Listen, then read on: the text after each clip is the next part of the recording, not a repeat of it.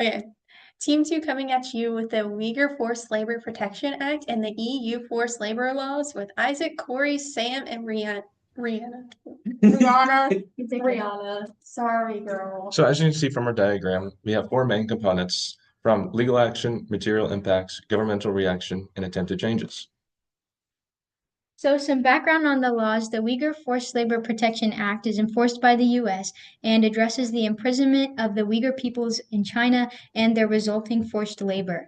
And the EU labor laws are implemented by the EU, and they're a little more broad than the UFLPA and address the sourcing of materials using all forms of forced labor and child labor. Both employ import bans on products discovered to be sourced with either Uyghur in the case of the UFLPA or general in the case of the EU forced labor. So, governmental reactions, one of our topics, refers to how governments are reacting to the UFLPA and EU forced labor laws.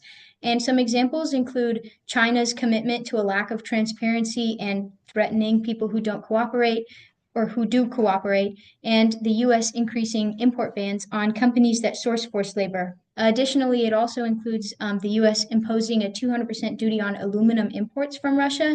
And one of the quotes from our sources is the higher the number of sanctioning countries, the greater the economic pain if companies defy the import bans.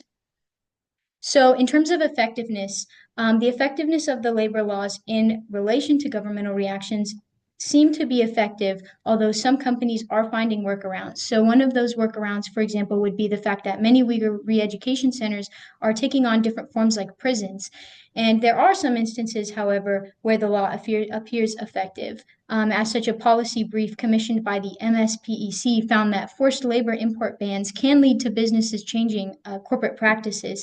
And the US is also adding more companies to the UFLPA entity list every couple quarters or so, which is their banned imported sources list.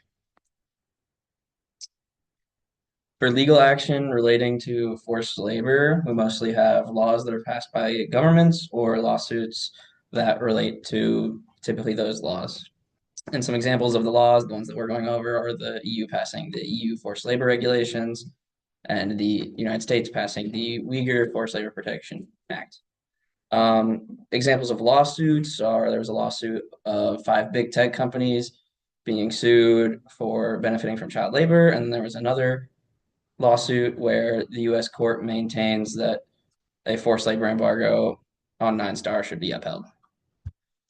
And for the efficacy of these legal actions, we're looking at how well they're working in the real world. And for the EU Forced Labor Act, it entered into the force on April 2024, but wasn't adopted until November 2024, very recently. So it hasn't really had much time to really affect the market at all.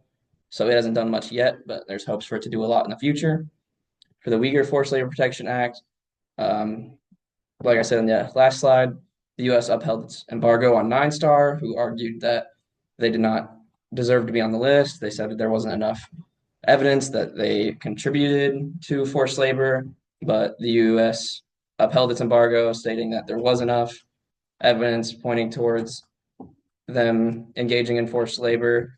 So that was a big win for the Uyghur Forced Labor Protections Act. For other laws, we have the TVPRA, Trafficking Victims Protection Reauthorization Act, and that one's for the 5 big tech companies.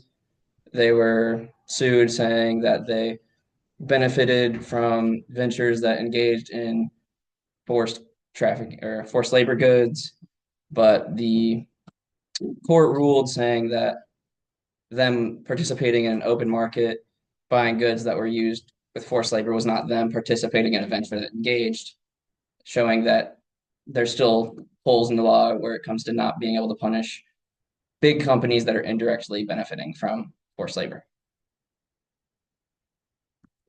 So going into the attempted changes, you can see that the U.S. has made regulations for companies trying to avoid the UFLPA, such as Biden changes the de minimis requiring importers of consumer products to file certificates of compliance with the CBP, such as um, if products under $800 could go straight to consumers without needing proper documents. Companies have also expanded their due diligence with suppliers and processes in reaction to the possibility of the law in the future and its regulations. The magnitude of the effects that changes in legislation and culture has on companies' material trade include tariff wars, proactive compliance, shipment blocks, companies sued, and lessened government regulation. From June 2022 to 2025, about 2,845 of 7,579 shipments were stopped. 1 year after the enforcement of the Prevention Act, 1.7 billions worth shipments bound for the U.S. have been detained. Electronics accounted for 48% of all shipments stopped by the CBP and 86% of the total value of shipments stopped by the CBP, according to the dashboard. So one important action that companies can take specifically regarding the UFLPA and the EU laws is to do their due diligence and be informed. Basically, very simply, it just means to know where you're getting your suppliers and their materials and know it well. And like driving, if you can't see, don't go.